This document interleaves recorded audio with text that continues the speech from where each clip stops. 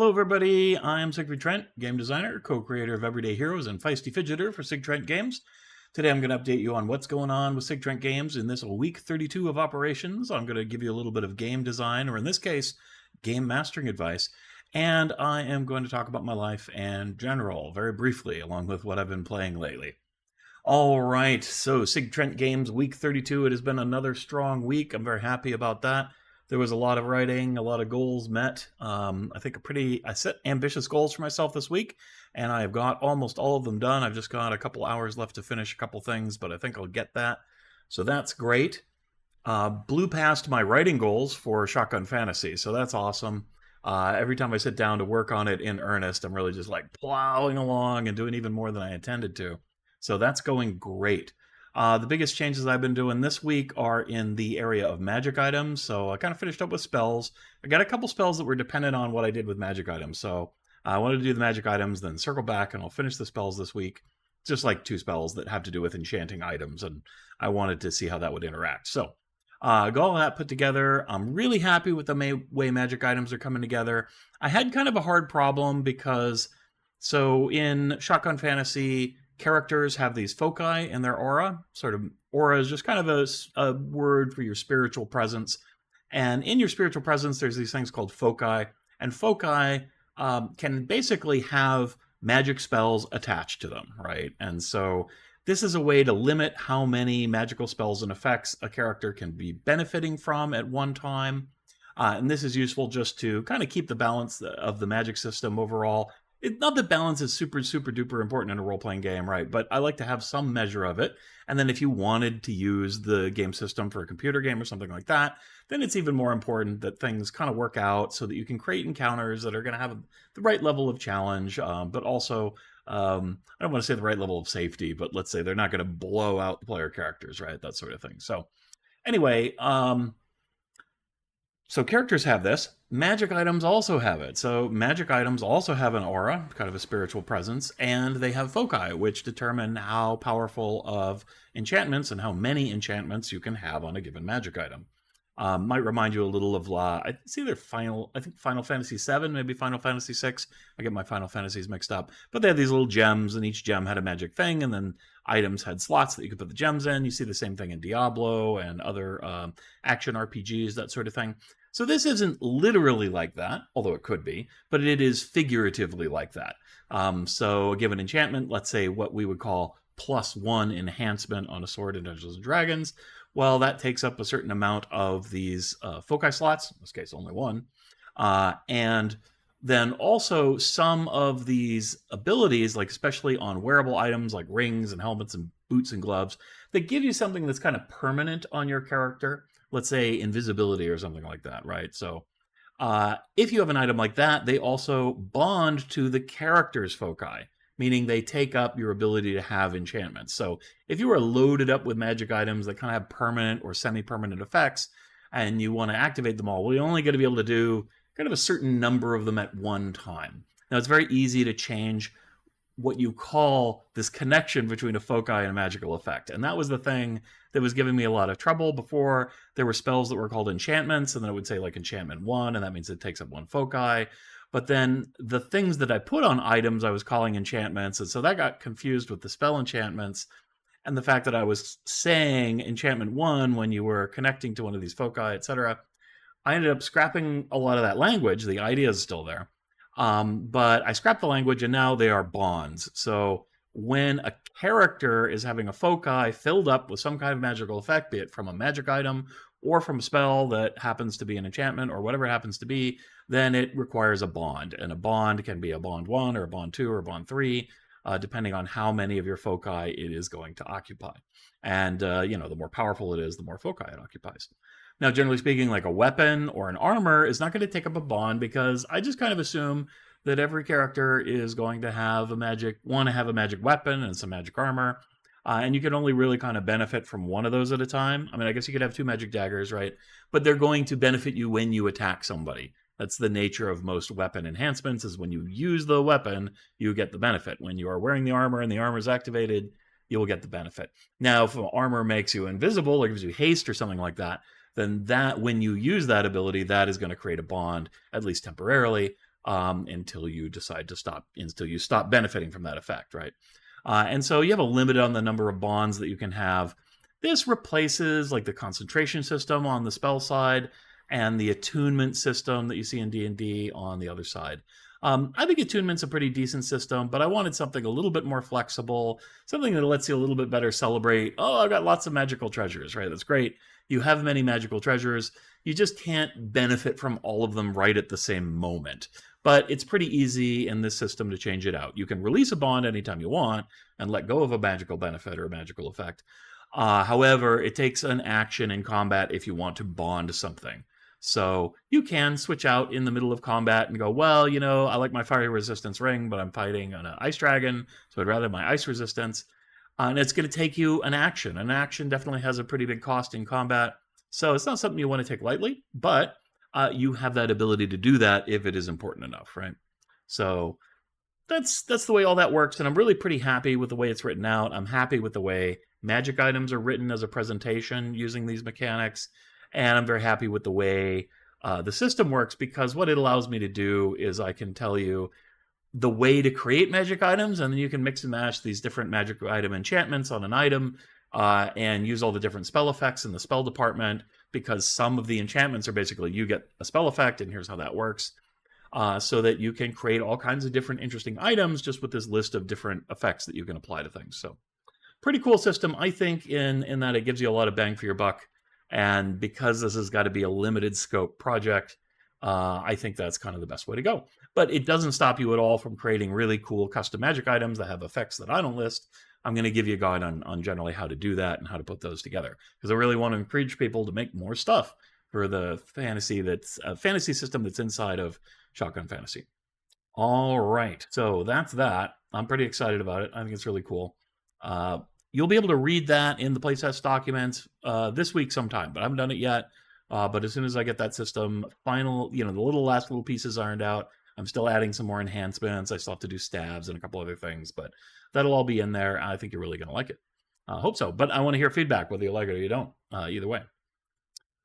Next up, I got to do an XP system to kind of slather on there. It's going to be optional. I'm not a big fan of XP systems, but it's something a lot of people want, and I think there's some merit to it. And it should only really take a page of rules to describe how an XP system works with everyday heroes. Then I got to do feats. Feats are always the last thing I do in a book, so the fact that I'm getting into feats means we're almost done. So that's pretty exciting. Feats are a great thing to fill in anywhere where there's little gaps in the game system or gaps in character creation. Also just a way to enhance the new classes and the new origin options and things like that.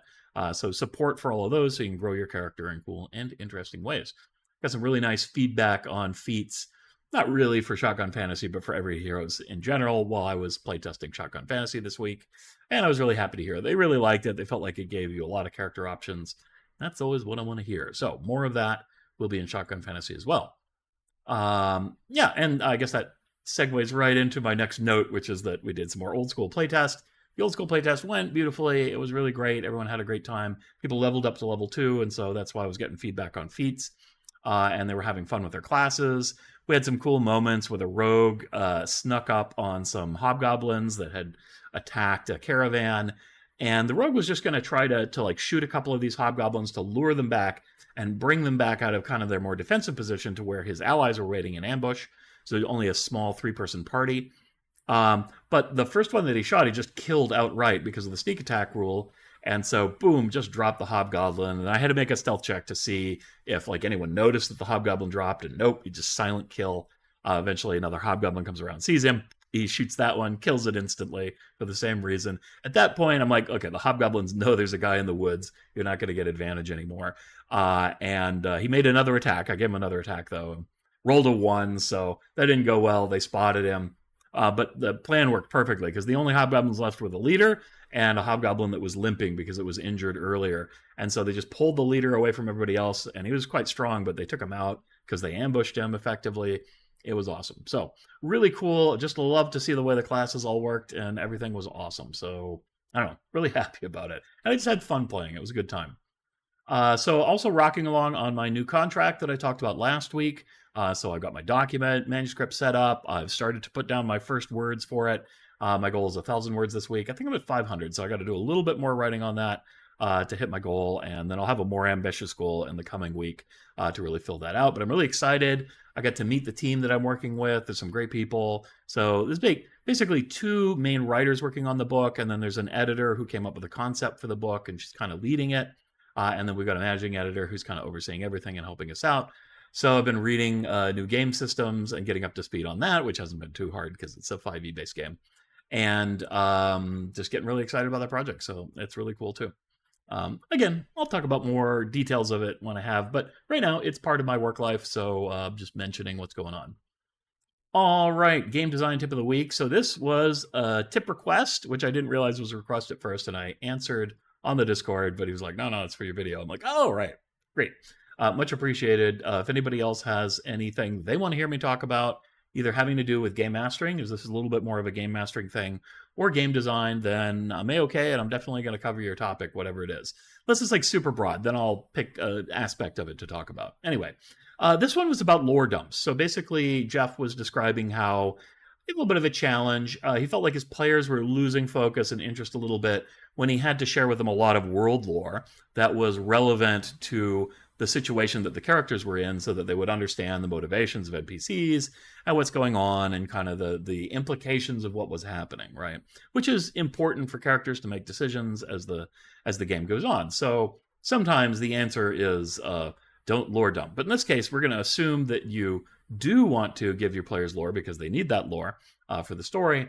So let's talk a little bit about how you do that.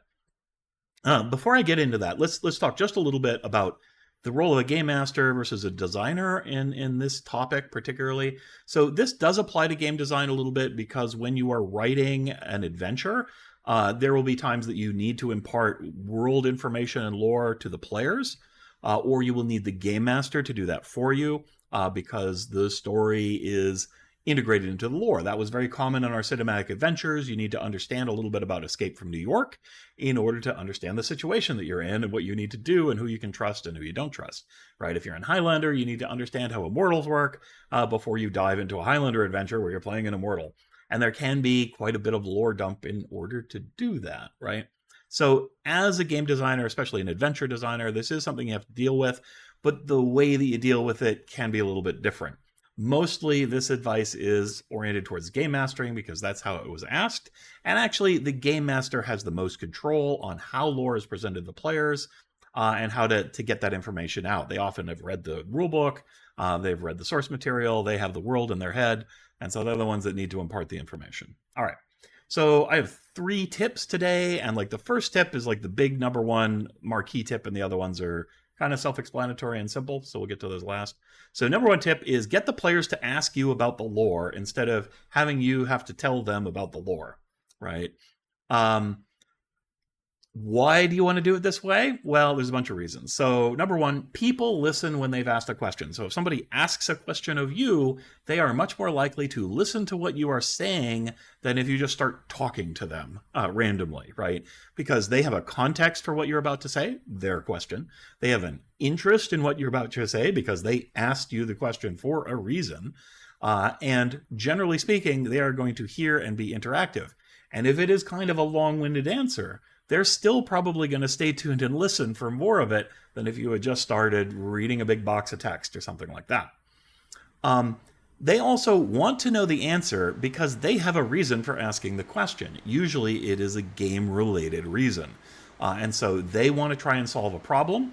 And so the way they solve the problem is going to be dependent upon more information. So they are asking you for information to get it out of you, right? And that means it's something they really care about, so they're going to listen closely and maybe even take notes about what you say. And finally, it's a dialogue process, and anytime you can have a dialogue in role-playing rather than an exposition, that is going to be more memorable, it's more involving for the players, they feel like they are part of the process, part of the world, and their character is learning in an in-game kind of way.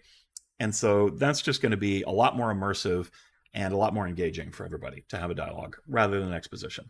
Okay, so that's why you want to get the players to ask questions, but players don't always spontaneously ask questions about your lore. They don't know that they need to ask questions about your lore. So how do you encourage this kind of activity? Right. So the number 1 is to plant the seeds of curiosity.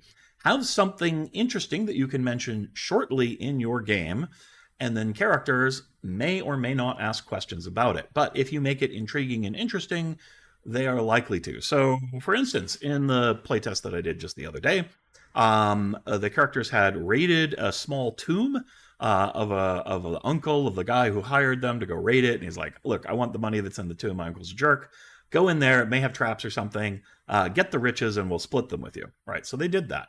And they had asked him, like, why do you need to get your uncle's money? And he's like, well, look, I borrowed some money from some people for a good cause, these red hand guys, and that was the case. And mentioning the red hand, people are like, well, that sounds kind of sus and scary. What is that? And so they asked me, what's the red hand? So I told them, give me a streetwise check. They did a streetwise check. I'm going to give them some of this information regardless, but the higher they roll, the more lore I'm going to dump on them, right? And because, a high roll, I'm rewarded with more lore. Well, that's great, right? Now they feel like they're being rewarded with a thing, which we're going to talk about in a sec. But at any rate, so they make the check, and then I explain, so this is basically a guild of thieves, not the Thieves Guild. There's more than one in the town.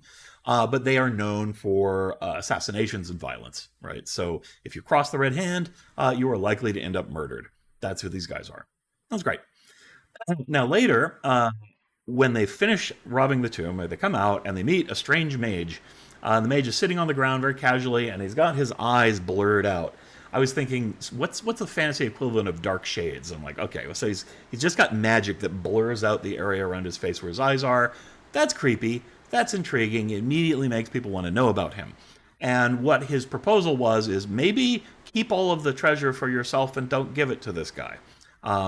And they asked him a little bit about why, and during his speech about why, he reveals the palm of his hand and there's a red circle painted on it, right? What does that mean? Well, that's something that the characters are going to ask you. So instead of me saying he has a circle on his red hand, did you know that a red hand on your circle means that you might be a member of the Red Hands, that thief organization that we mentioned in the last session? No, I just show, and they see that and they go, "Oh, what's that?" And then they ask me the question.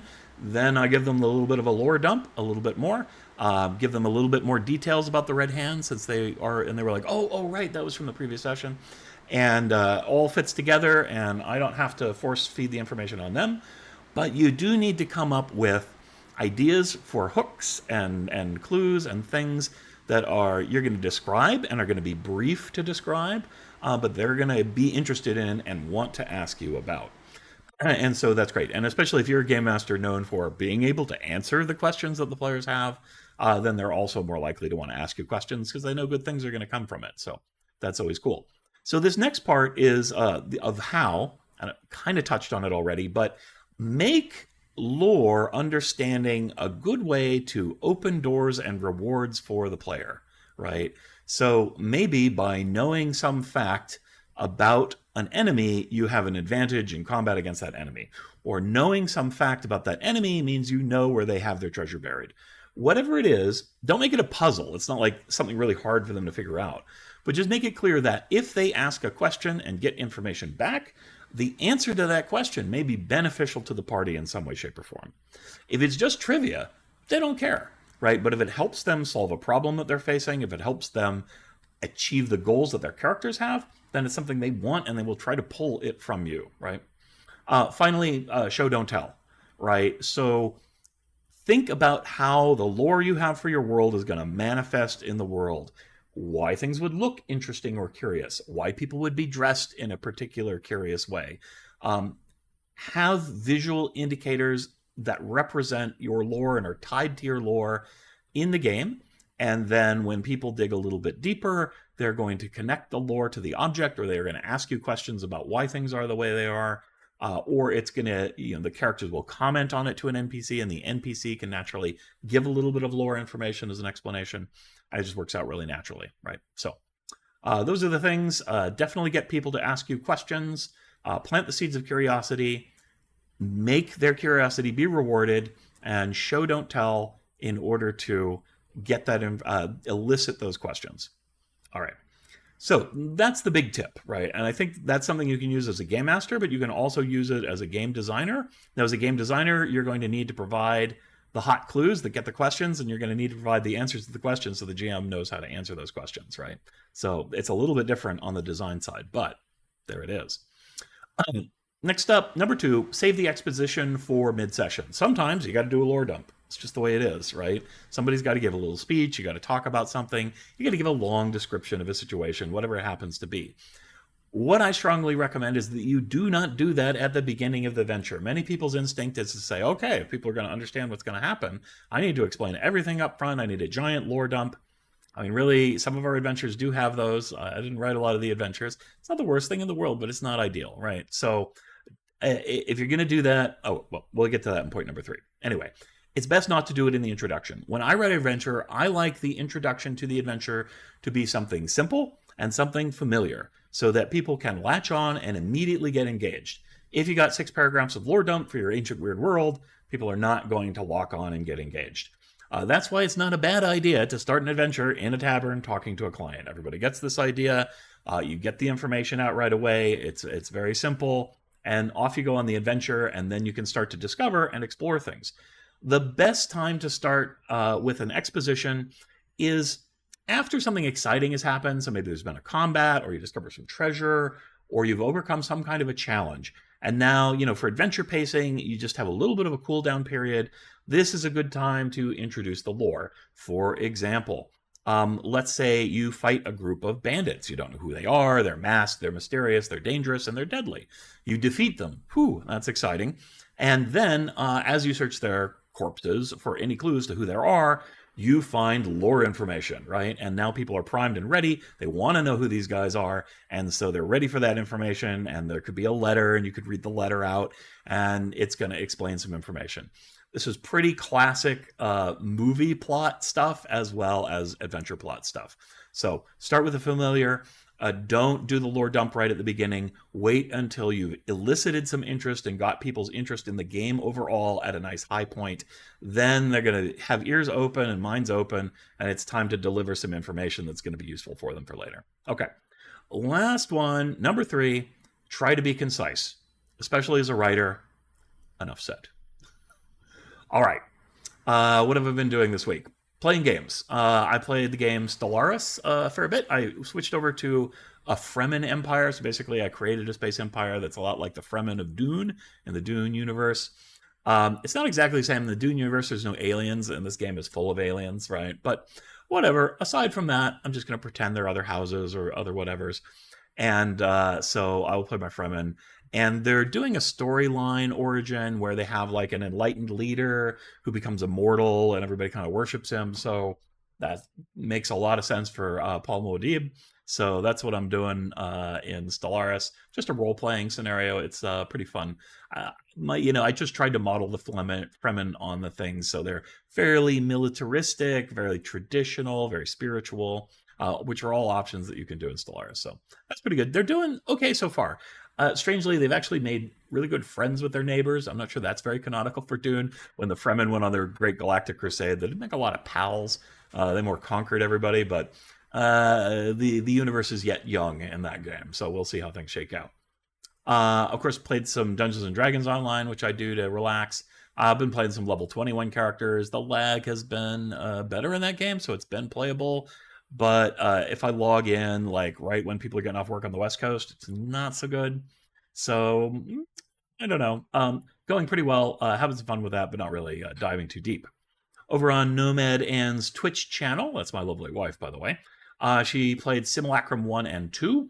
Her report on that was it was a great narrative gameplay, very unique games. She really liked them, thought they were very cool and immersive. She also played a game called House of Da Vinci, which she said was okay. Kind of praised the game for strong effort, but the narrative didn't really grab her. The theme was pretty nice. It felt to her kind of like The Room reheated, more of the same a little bit. So, medium recommendation on that. She's not sure exactly what she's playing next week, so tune in to Nomad Ann's channel and find out and follow the adventures. I gave her a couple suggestions, but we'll see what she chooses.